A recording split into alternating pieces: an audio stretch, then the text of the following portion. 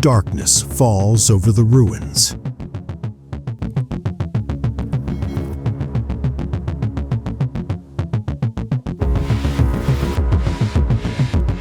The wind whispers through broken pillars.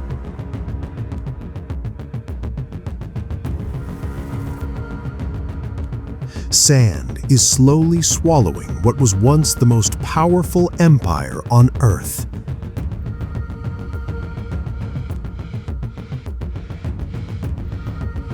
A kingdom that believed itself eternal.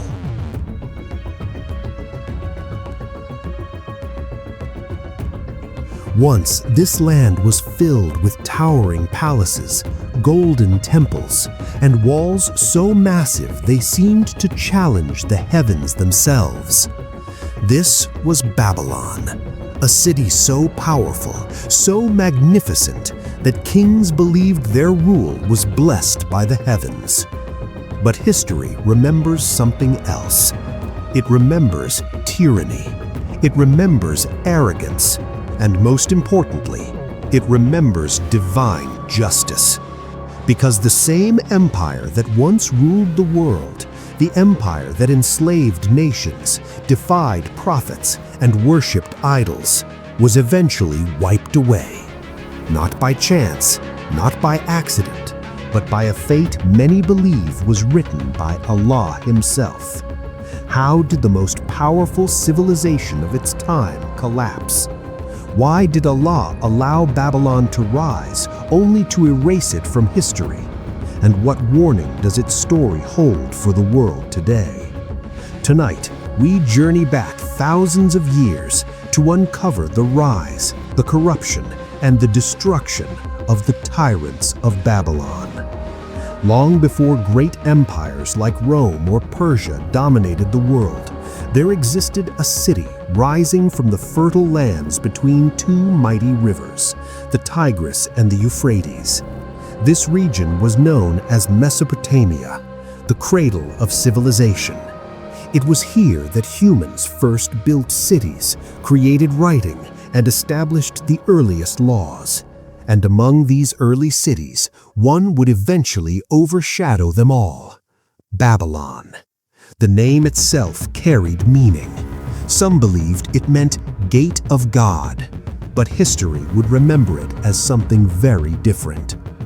Babylon began as a small settlement around 2300 BCE. Over centuries, it grew into a thriving center of trade and culture. Merchants arrived from distant lands. Scholars developed advanced mathematics and astronomy. Massive temples were built to honor ancient gods. But as the city grew, so did its ambition. And ambition would eventually turn into tyranny. Babylon's true rise began under a powerful king, Hammurabi. Around 1792 BCE, Hammurabi became ruler of Babylon. At that time, Babylon was still a relatively small kingdom surrounded by rival powers. But Hammurabi was different. He was a brilliant strategist and a ruthless conqueror. Through alliances, diplomacy, and war, he slowly defeated rival kingdoms across Mesopotamia. One by one, cities fell under Babylonian control. Soon, Babylon ruled vast territories stretching across the region. But Hammurabi wanted more than just power. He wanted order. So he introduced one of the most famous legal systems in ancient history, the Code of Hammurabi. Carved into massive stone pillars, the code declared strict laws for society. Some of these laws were harsh. Punishments could be severe. The famous phrase often associated with it was simple: an eye for an eye, a tooth for a tooth. At first glance, it seemed like justice. But beneath the order, a dangerous mindset was forming. Babylon's kings began to believe they ruled not just by authority, but by divine right. And that belief would slowly transform rulers into tyrants. By the time centuries had passed, Babylon had transformed into something extraordinary. It became the most magnificent city in the ancient world. Visitors described enormous walls stretching for miles, massive gates decorated with blue glazed bricks, massive temples towering toward the sky. At the center stood one of the most famous structures ever built, the Ziggurat of Babylon, a massive stepped tower rising above the city.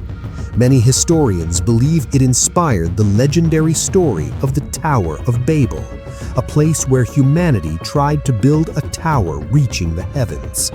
In Islamic tradition, the story of Babylon is also connected to the mysterious angels Harut and Marut, who were sent as a test for mankind.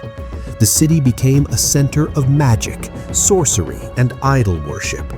Instead of submitting to Allah, many of Babylon's people turned toward forbidden knowledge.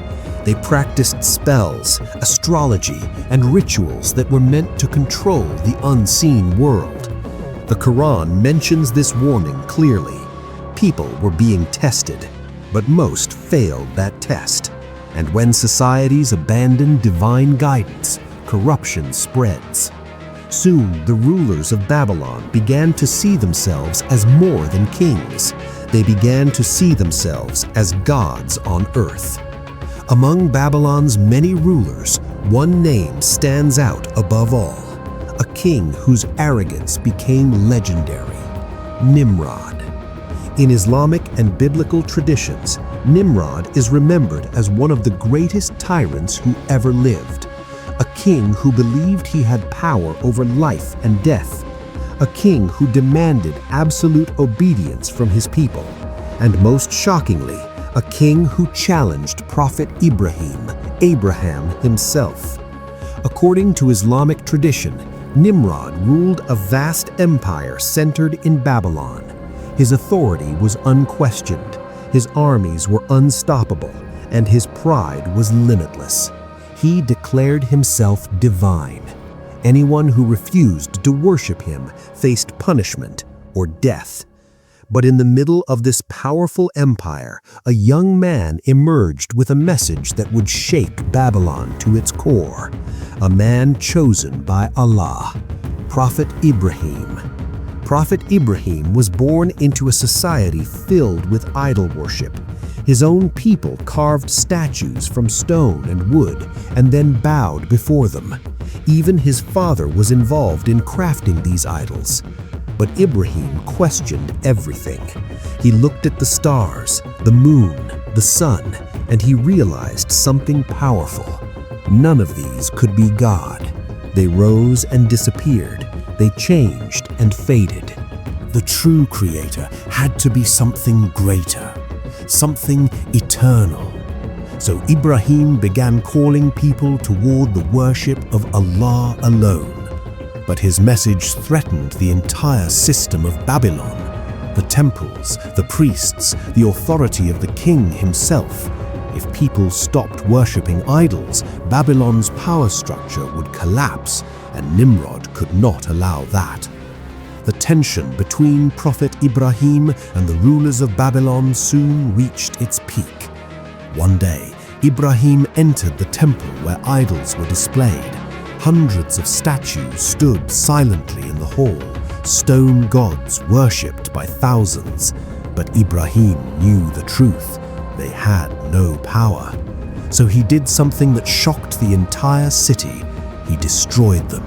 One by one, he smashed the idols, leaving only the largest statue standing. When the people discovered the destruction, they were furious. They demanded answers, and Ibrahim gave them one. He pointed toward the largest idol and said, "Ask this one if it can speak." The crowd fell silent. Deep down, they knew the truth. The idols were powerless, but pride is a powerful force. Instead of accepting the truth, they chose anger, and they turned to their king. Nimrod ordered the harshest punishment possible. Prophet Ibrahim would be burned alive. A massive fire was prepared. Wood was gathered from across the city. Flames rose so high that the heat could be felt from far away. The people believed Ibrahim would be reduced to ashes, but something extraordinary happened. As Ibrahim was thrown into the fire, Allah commanded the flames, "O fire, be coolness and safety for Ibrahim." The blaze that should have destroyed him became harmless. Ibrahim walked out alive, not burned, not harmed. It was a miracle that shook Babylon. But even miracles cannot change hearts filled with arrogance. Nimrod refused to accept the truth. Instead of submitting to Allah, he continued his tyranny. And history shows that when rulers persist in oppression, their downfall becomes inevitable. Babylon continued to grow for centuries after Nimrod. Kings expanded the city. They built wonders that amazed the ancient world. The legendary Hanging Gardens of Babylon, massive defensive walls, grand temples dedicated to countless gods. At its peak, Babylon seemed invincible, but beneath the surface, corruption was spreading. Oppression, pride, idolatry, sorcery, and injustice. Empires built on tyranny can appear powerful, but history proves something again and again. No empire lasts forever, and when societies ignore divine guidance, their fall eventually arrives. For Babylon, that moment was approaching, slowly, silently, inevitably.